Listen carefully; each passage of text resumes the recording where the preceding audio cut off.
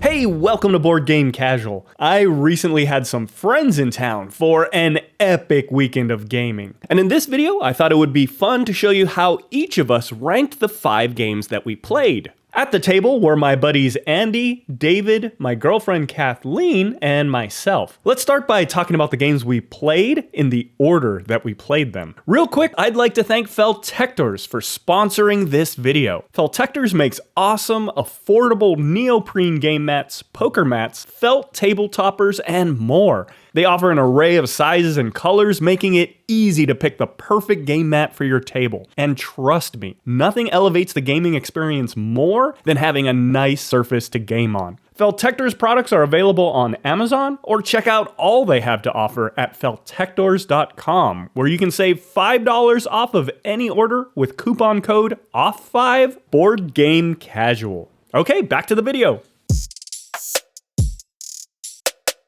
The first game we played was Moonrakers. This was the game I was excited to play most with these friends, as I've heard this game is very group dependent, and I've been saving it to play with these guys. Moonrakers is a competitive deck building game where you're trying to complete contract objectives to earn points and bonuses. However, most of the contracts are such that you won't have enough resources in your deck to meet the criteria on your own, especially in the beginning. And therefore, you're gonna have to negotiate with other players on how to split up the rewards and the risks to get them to join you to help complete the contract. This can make for a very long game, as I would say 75% of this game is about negotiating. The deck building is pretty interesting. The card play is very tight. By default on your turn, you can only play one card. So if you want to play more, you better hope to play a reactor card, because that will allow you to play 2 more cards. And if you're trying to cycle through the cards in your deck, you better also hope to have a thruster card,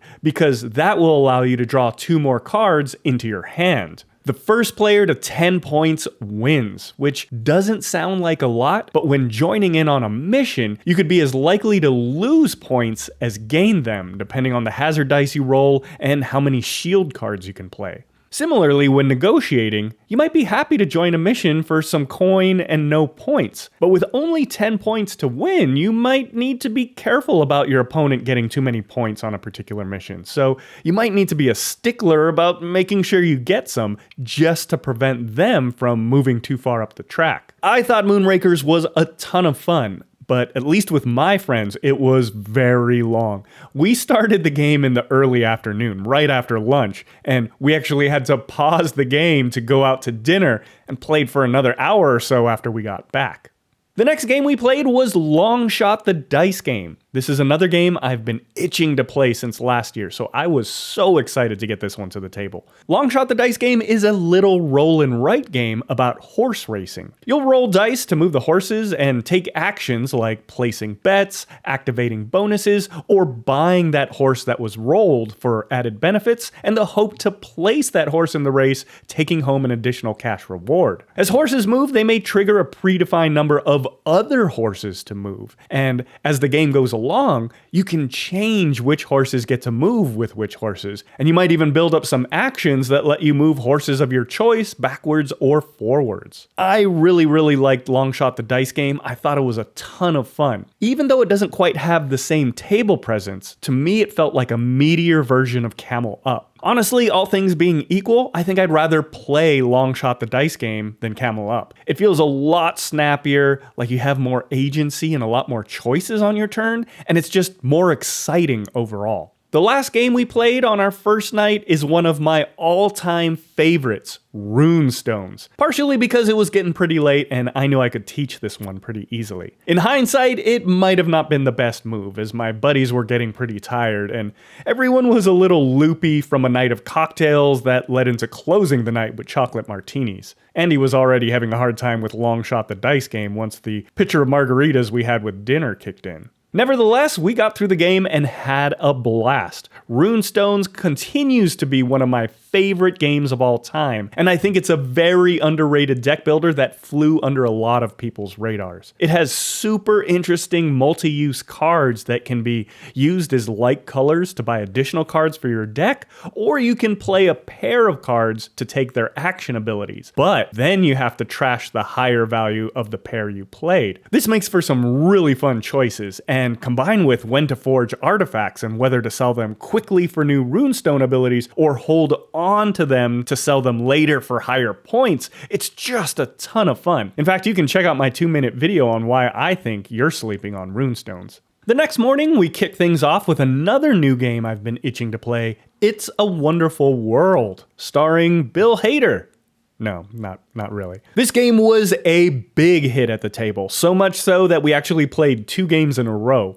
It's a Wonderful World feels like 7 Wonders, but with a lot more to it. I personally got tired of 7 Wonders pretty quick. There just wasn't enough to it for me. And now that I've got It's a Wonderful World, I might call my copy of 7 Wonders. That said, It's a Wonderful World is a bit of a brain burner. There's a lot to think about in terms of whether to draft a card in hopes of building it or drafting a card strictly for its resources, and how best to time those actions for maximum efficiency and returns. It can be a really tight game where you find yourself just one resource short from making a big move, or realizing that there was a different way you could have played your last turn to have squeaked out one more card, and now you're kicking yourself. The simultaneous gameplay keeps things moving fast, and there are only 4 rounds to a game. What I really like about it is how there's a specific order in which you resolve the resource types and build cards. So you're trying to set things up in a way where the cards that trigger earlier in the order make enough resources to build those cards that come later in the order.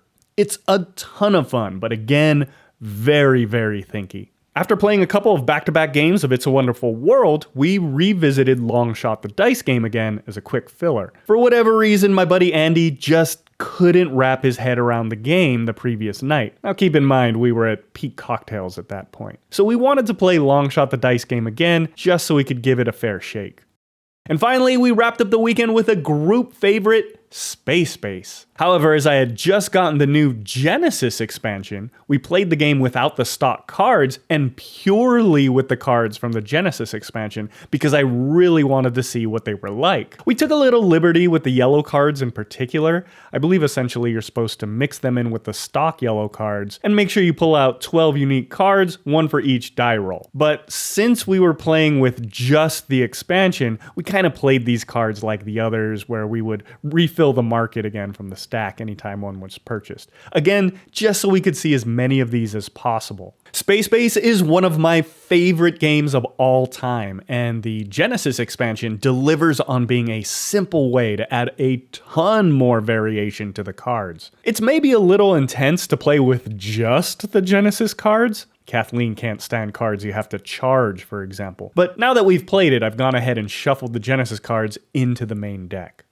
Now comes the fun part. We'll talk about how each of us ranked the 5 games we played in terms of which we liked most. The good thing here is that I think overall, each of us liked all of the games we played and would be more than willing to play any one of them again. So I'll go ahead and go first. Now, I can't speak for the others, but to give you a little insight on how I'm approaching this ranking, I'm specifically thinking about how much I enjoyed playing the games this particular weekend. For example, while Space Base is one of my favorite games of all time, I'm putting it and the Genesis expansion into the number 5 slot. I do love what those new Genesis cards bring to the table, even though admittedly it was a little tense to play with just the expansion cards. But I think because I played so much Space Base lately, all the new games just had a little bit more shine and excitement this weekend. In the number 4 slot for me is It's a Wonderful World. This game's a lot of fun. It plays pretty quick, but Man, what a brain burner. Number 3 goes to Moonrakers. I'm really excited to play this one again, but it's hard to say how often Moonrakers will make it to the table since this one is so group dependent. But with the right folks, all that negotiating can be pretty fun. There's actually a variant rule that they call out in the rulebook about putting a timer on negotiating. That actually sounds pretty tempting because I would like to spend a little more of the time getting back to the actual deck building in the game. By the way, Moonrakers is a perfect example of metal coins done right. The coins are so nice. They're a great size and a great weight. Other publishers should really take note here. Coming in at number 2 is Long Shot the Dice Game. Even though I'm not a huge fan of roll and write games, I really liked Long Shot the Dice Game. I just found this game to be so fun and I felt really clever when playing this game. Loading up on actions to ensure that my horse would move along with as many of the other horses as I could, and then timing it right towards the end. Cashing in on 2 bonuses that let me not only move my horse forward, but move the 2 closest competitors backwards. And on top of that, all while hedging my bets on the other horses I had money on. This is a game I'm super excited to bust out the next time I've got a bigger group that wants to play something a little strategic, but without being too heavy. I'm really excited to have it as an alternative to Camel Up, which would normally be the game I'd reach for in that scenario. And finally, my number 1 game that we played this weekend was Rune Stones. Unlike Space Base, I think I've been away from Rune Stones long enough that getting to play it felt like a real treat, and it reminded me just how much I enjoy this game. I do wish I could have taught this one a little earlier in the evening just to give it a fair shake with my friends, but hey, maybe next time around. I still have to teach them the Enchanted Forest expansion after all. But yeah, I really like this game. The deck building is fun, and I find the card play that forces you to trash cards, combined with forging and the race to points, to just be so much fun. So that's my order. Moving on to Kathleen. She also put Space Base with the Genesis expansion into the number 5 slot. While Space Base is also one of her favorite games, in her words, this would have been higher for me if those charge cards didn't make me so grumpy. She really hates those card powers where you have to charge them up. She, however, is putting Long Shot the Dice Game into her 4th position.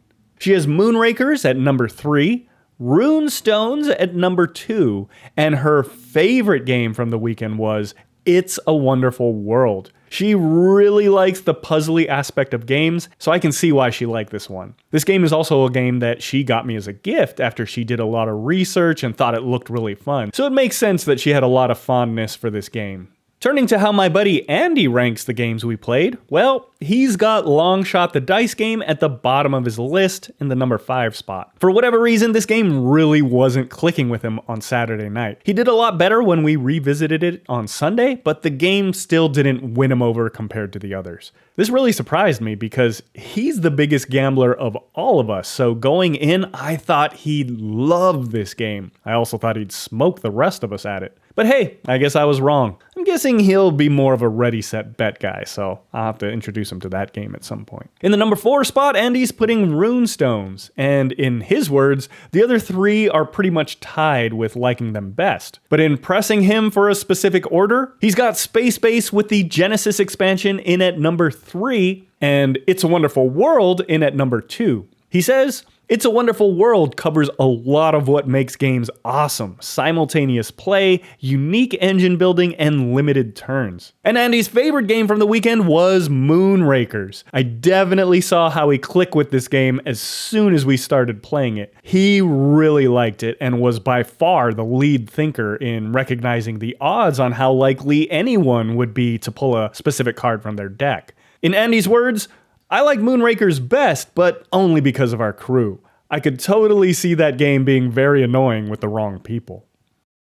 And finally, rounding up the rankings is my buddy David. Similarly, he had a clear number 1 and number 2 and said the other 3 are basically tied for 3rd. But once again, there are no ties in this list, so I pressed him for a definitive order. In the number 5 spot, David's putting Moonrakers. In his words, Moonrakers is a beautiful and fun game. but I worry it brings out the worst in me. I'm actually surprised he's got this one on the bottom. He was way behind on points from the rest of us, and in a single turn, with a little shrewd negotiating and an objective card, pulled a surprise, upset, come-from-behind victory that left the rest of us stunned.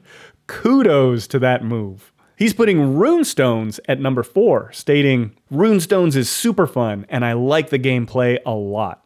In the number 3 spot, he's putting Long Shot the dice game. Long Shot was super fun, but there isn't as much of the engine building that I love. But it's also not that kind of game. It's a good, easy intermission game, if not one of the best.